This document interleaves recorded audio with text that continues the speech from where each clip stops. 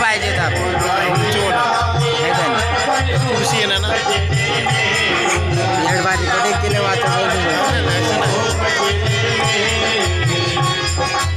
गाणं वायाल ना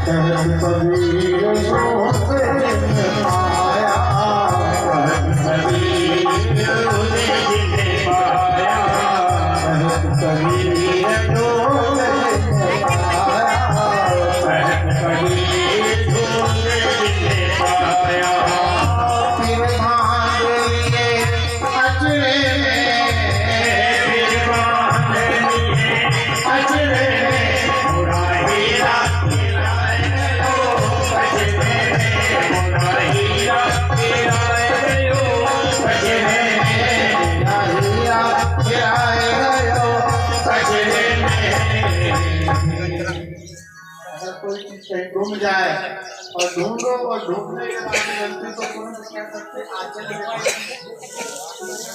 भगवान कहते हैं कि मैंने मानुष्य जन्म तुझको हीरा दिया मैंने मानुष्य जन्म तुमको हीरा दिया तुम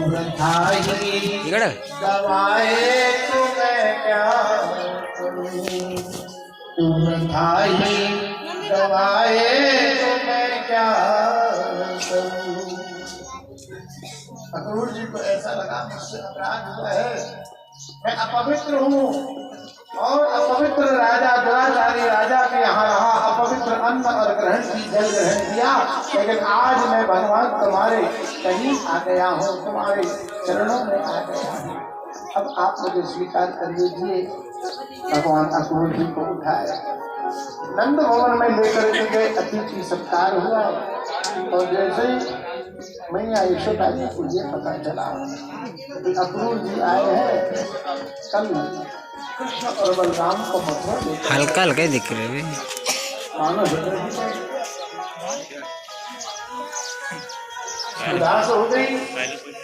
रात्रि में सारे लोग जाग गए, लेकिन मैया के नेत्रों से नींद लगा, मैं कहाँ आज ओझल हो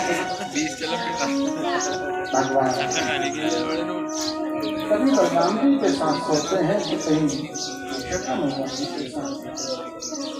आज भगवान बलराम जी के साथ सोए हुए थे, लेकिन बार बार करवटें बदल रहे हैं, बार बार करवटें बदल रहे हैं। बलराम जी ने कहा क्या बात है करेंगे, कहाँ पर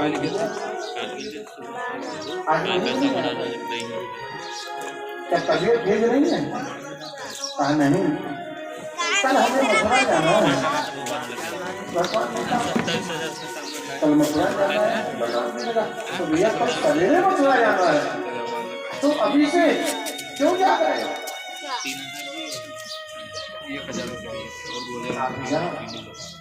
कल हम मथुरा जब जाएंगे तो लौटकर थोड़ी आएंगे। बलराम जी ने कहा तू क्या कहता है कृष्ण, मेरे को समझ में नहीं आता। और बलराम जी चाहता बोल करके सो गए।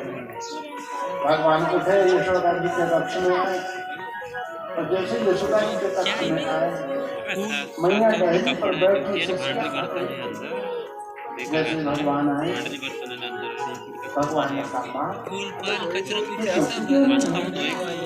और तो उसमें 4 अरे मुझे 4 किलो शक्कर ला लेना और 40 रुपए की चाय।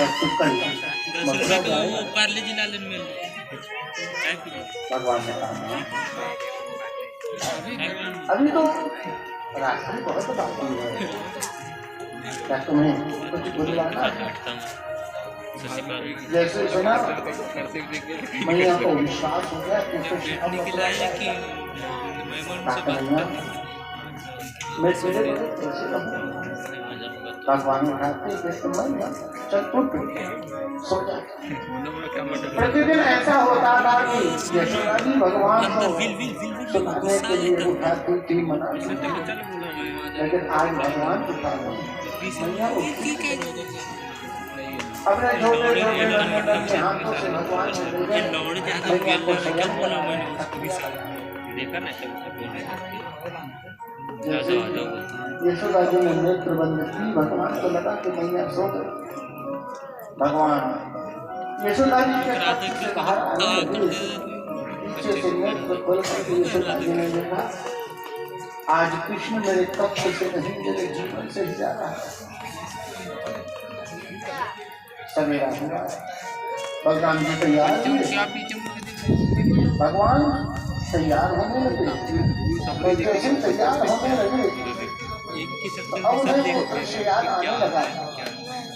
जब उन्होंने गोवर्धन पर्वत उठाए थे तो उन्हें राधिका जी ने मूड़ पंख दिए थे और कहा था कन्हैया ये पंख नहीं है, ये तो पंख है। तुमने पर्वत को उठाए हैं और इसी के कारण ये भोले भाले ब्रजवासियों को तुम पर भरोसा हो गया है, इसलिए इनका भरोसा मत तोड़ना, इनका पक्ष लेना। जयंती माला कहने लगे तो तुरंत भगवान को वो दृश्य याद आ गया। दादा ने कहा था ये माला नहीं है, ये घेरा है, ये भक्तों का घेरा है और इस घेरे में तुम बंध गए। इस घेरे को कभी तोड़ना मत।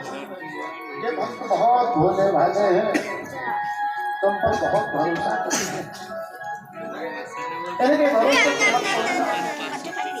भगवान ने विचार मुद्रा में कोई बलराम जी ने देखा था कन्हैया तो सांझ से कुछ अजीब अजीब हरकतें कर रहा है, तेरी क्या तबीयत ठीक नहीं है? दादा हो भैया अब हम जा रहे हैं बाहर, लाखों को किया और हमारे वाले इन्हें तो मैं किसी तरीके से मना लूंगा, लेकिन यशोदा जी को कैसे? भगवान ने जैसे दरवाजा खोला लाखों गोपियां खड़ी। भगवान गए, यशोदा जी चुपचाप खड़ी जाकर के प्रणाम किया और कहने लगी माँ मैं जा रहा, माँ मैं जा रहा। यशोदा जी कुछ बोलती नहीं, जब यशोदा जी कुछ बोली नहीं, भगवान आज मैं जा रहा हूँ और मेरे पास कुछ नहीं है, केवल एक तेरा आशीर्वाद है जिसके सहारे मुझे आगे की यात्रा पूरी करनी है। हाँ मुझे आशीर्वाद है। भगवान प्रणाम जैसे रथ पर बैठने लगे, वो भी रथ के पहिए को पकड़ करके खड़ी हो गई, कुछ रथ के सामने आकर चले गए।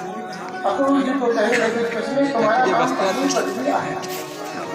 तुम अक्रूर नहीं हो, तुम तो बड़े क्रूर हो, हमसे हमारे प्राण लेने के लिए आए, तुम बहुत तुम्हें कृष्ण को नहीं ले जाने देंगे। तुम जानते हो अगर कन्हैया चला जाएगा तो ये ब्रज उजड़ जाएगा। भगवान किसी तरीके से गोपियों को समझा, दादा जी के पास जाकर कहते हैं राधिका अभी तक वो तुम्हारे पिता बढ़ गया है, अब मैं जगत को बचाने के लिए जा रहा हूँ। हाँ जमाए लगता हाँ एकदम जब भी मेरी याद आए इस बांसुरी को बजाना मैं तुम्हारे पास आ जाऊंगा। भगवान जैसे रंग चलने लगा गोभी पछाड़ चलने लगी पक्षी उड़ने लगे खेलो रे भगवान बाजम्मा तक को गोपियों के प्रेम को देख करके हाँ उनको ऐसा लगा घंटे की लेकिन इन गोपियों को कृष्ण से दूरी पंजाब आते चलते चलते यमुना जी आई। भगवान अरे यमुना जी टाइम बाजार थे यमुना में प्रवेश किए डुबकी लगाई बामा दिखाती नहीं भीतर गए ना जम्मा तू भगवान से प्रार्थना ना रंटे मुंटे जम्मा तू ऊपर आए तो देखते हैं भगवान के ऊपर बैठे। फिर डुबकी लगाई तो देखते हैं भगवान के साथ में 25 दिन लेने के ना लक्की तो एकदम धर्म कर ऊपर ऊपर बैठे। नहीं भगवान को देखते ब्रह्मा जी अब जो है अक्रूर जी को ब्रह्म का भान हो गया। ये तो यूट्यूब पे वाटसी का बाबे ध्यान दिए पूरी दुनिया तुम दी सर वाटसी का बा बानो ये भागवत तो हाँ अक्रूर पण नेटवर्क आले नक्की वाट का रिकॉर्डिंग किसान तो नक्की किनारे बैठे करून पाहिजे तयार नाही काय असत लेने चेहरे पे सामने से जम्मा दे अक्को राक्षसी वस्तु लेकर आ रहा था और जैसे ओढ तो नाकून उडी तोड मत के ये लत्तुल बेकेला कल 25 तो लगता दर्शन मिलने पर से बना 25 तो हमारे साथ वो बाल मित्र है 223 तो हमने तो नंगा धोबी ने कहा मिलन ते वाटो ये राजा महाराजा के राक्षसी वस्तु है गतिविधि ते वाटसी तंगला टाइम बजट ये धोबी ने कहा जो राम प्रसाद है ನಿಗುನಿಂಜಿನ ಆಕಡ ದನಿಶನ ನೈಲನ್ ಚಕ್ಕ ಓಡಿಂದನು ಲಕಲ್ ಬಾಲೆಲ್ ಟುಡಲ್ ಕಲೆ ಸಹಿ ದಂಡಿತೋಲ್ ಯಾರು ನಾಟ್ भगवान ने धोबी का उद्धार किया इंगल मनो न बोलला और उसके बाद भगवान आगे बढ़े तो दर्जी के पास गए और उसने वस्त्र बना दिए सारे हाट बे बामे चिबे राते ननुल नाक वस्त्र को पहने। श्री सुखदेव जी महाराज कहते हैं आगे सुदामा माली मिला उस माली ने माला दी भगवान ने माला पहने देख के सत्तलन पंजल बांध के आता तो एक स्त्री जो 3 तरह से देवी थी उसका नाम कुब्जा था। चंदन लेकर के जा रही थी। भगवान ने कहा हे सुंदरी थोड़ा सा चंदन आप हमें दे दो। कुब्जा ने भगवान को चंदन लगाई। भगवान सुंदर कहने लगे। भगवान ने कुब्जा की टोड़ी पकड़ी जोर से झटका दिया कुब्जा सीधी हो गई। कुब्जा क्या है ये हमारी बुद्धि जब भगवान के सम्मुख जाती है तब ये सीधी हो जाती है। आगे भगवान बढ़े कुछ बनिए लोग मिले जिन्होंने बहुत मीठा मीठा तो बोला है लेकिन दिए केवल 5 सुपारी के हैं। जहाँ धनुष रखा हुआ था सिर्फ धनुष तो भगवान ने जाकर के तोड़े और जैसे ही धनुष की टंकार सुनी कंस आग बबूला हो गया और कंस ने तुरंत चाण मुष्टि शव पोषक पहलवानों को बुलवाया। सुंदर रंगभूमि में सारे यादव लोग इकट्ठे हुए मल्लयुद्ध का आयोजन हुआ। भगवान श्री कृष्ण और बलराम रंगभूमि में प्रवेश करने लगे। जैसे प्रवेश कर रहे थे उसी समय वहां पर मार्ग में शल कौशल चारण से भगवान का मार्ग रुका। भगवान को उद्धार किए और कुबलिया अपनी हाथी पर महावत मदरा पान करके बैठा था। भगवान ने महावत को मारे। कुबलिया अपनी हाथी एक भाई ने सूंड और एक ने पूंछ पकड़ी गोल गोल घुमाया पछाड़ लगाई और उसी के दांत को तोड़कर तांबे पर रखकर ऊंचे बैठे सिंहासन पर कंस को देखा और कंस से कहा अरे मामा कंस देखो तुम मुझे ढूंढ रहे थे देखो मेरी तरफ। और जैसे ही कंस ने भगवान को देखा भगवान ने मुष्टिका की कंस का उद्धार किया। बोलिए कंस मदन भगवान की जय।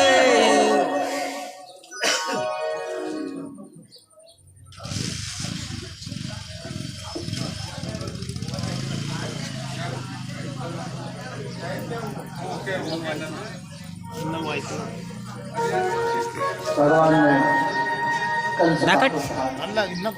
हाँ वाड़ कंस क्या है? अहंकार। ये अहंकार से तीन जाए इज्जत और वंश, और जैसे रावण कौरव और कंस। भगवान ने कंस को स्वार्थ के लिए नहीं बल्कि परमात्मा के लिए मारे। कंस का उद्धार हुआ।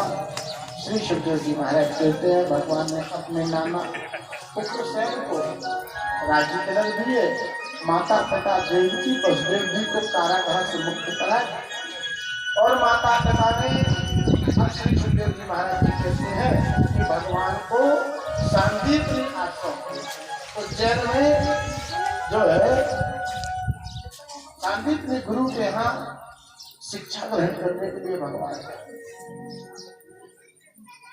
कि गुरु ग्रह पढ़न गए यदुराई, गुरु ग्रह पढ़न गए यदुराई, अल्पकाल विद्या सब आई, अल्पकाल विद्या सब आई।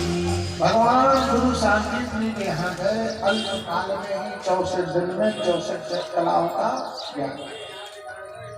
वो माता पिता अपनी संतान के बहुत बड़े शत्रु हैं, तो उन्हें पढ़ाते नहीं। लेकिन अपनी चादर से ज्यादा भोजन मत कीजिए, अपनी आय से ज्यादा खर्च मत कीजिए, अपनी चादर से ज्यादा गहना गाड़ी कपड़ा ये कुछ मत खरीदिए। लेकिन हाँ, अगर बच्चों की पढ़ाई का समय आ जाए तो चाहे जितना हो प्रयास कीजिए कि अपनी संतान अच्छी से अच्छी शिक्षा ग्रहण करें, संतान को पढ़ाइए और संतान को समय पर सब चीज दीजिए। आज हम हमारी संतान को कैसे पढ़ा रहे हैं?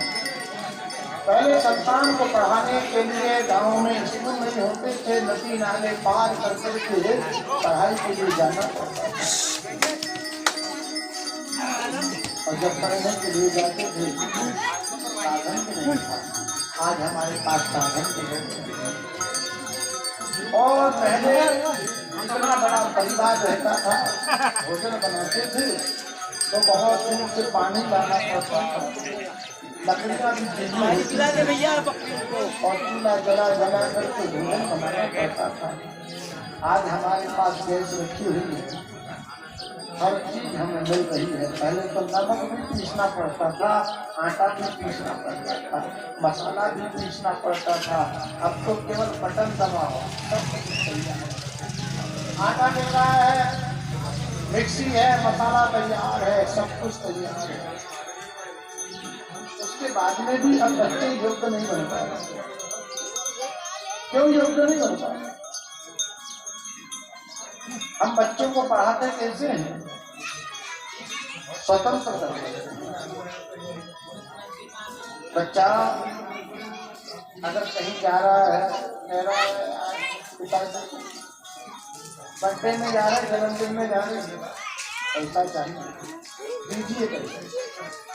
जन्मदिन में जाने भी दीजिए, लेकिन थोड़ा पता कर लीजिए कि किस जन्मदिन में गया, किसके जन्मदिन में गया, कैसी संगति में उठ रहा बैठ रहा है। अगर पढ़ाई कर रहा है तो कहाँ कर रहा है ना? कमरे में बैठ करके पढ़ रहा है या मोबाइल देख रहा है? हम देख ही नहीं रहे। कल हमने यहाँ से जाते हुए देखा, कुछ बच्चे बैठे थे, कल का मौसम कैसा था?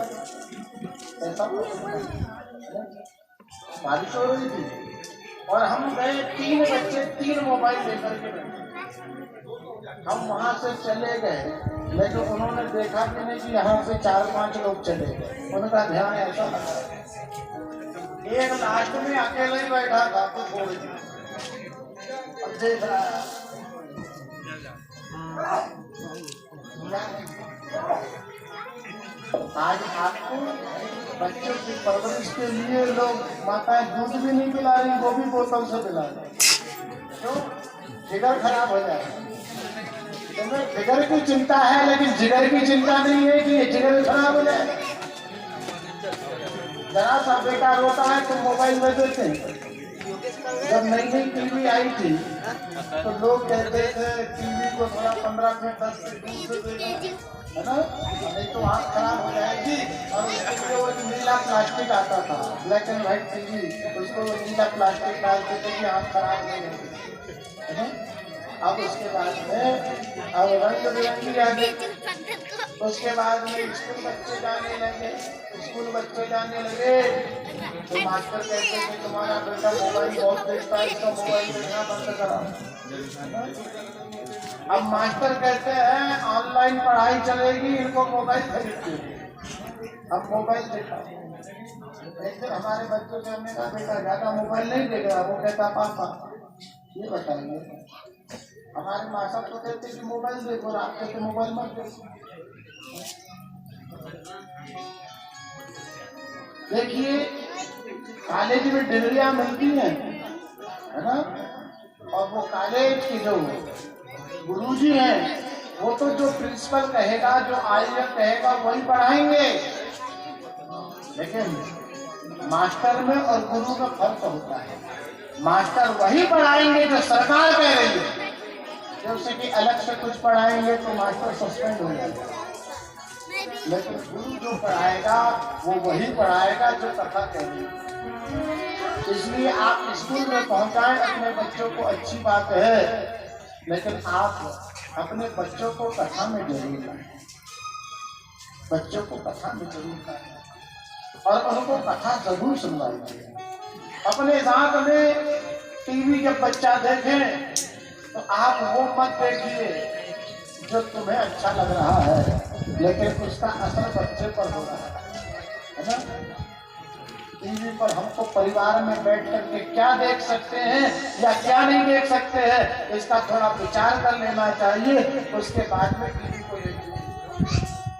अपने बच्चों के सामने हो सके तो गुटखा तंबाकू ना खाएं, हो सके ये आलतू फालतू की बातें ना करें, क्योंकि बच्चा वो नहीं सीखता है जो उसे सिखाया जाता है, बल्कि वह सीखता है जो देखता है। आपके घर में उर्दू, फारसी, हिंदी भाषा कही जाती है, मराठी कही जाती है, वो सीख जाता है, अंग्रेजी नहीं कही जाती, इसी के लिए वो अंग्रेजी नहीं सीख पाता है। और अंग्रेजी सीखने के लिए स्कूल और बाद में ट्यूशन भी लगाना पड़ता है। हमारे घर का जैसा भोजन होगा बच्चा अपने आप सीखे। तुम कहो कि मेरा बेटा बीड़ी नहीं पिए, शराब नहीं पिए, और तुम उससे कहो बेटा जा दुकान से बिल्डिंग माचिस लेके आ, तुम उससे कहो जा बेटा मम्मी से कहना थोड़े से पापा से के और प्याज प्लेट में काट के ला दे, बताओ वो पिएगा कि नहीं? वो पिएगा कि नहीं? अगर अपने बच्चों को सुधारना है तो स्वयं हमको अपने ऊपर संयम रखना पड़ेगा।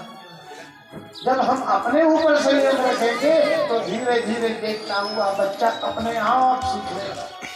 और बांस जब तक नरम होता है, जैसा आकार दोगे वो वैसा ढल जाता है।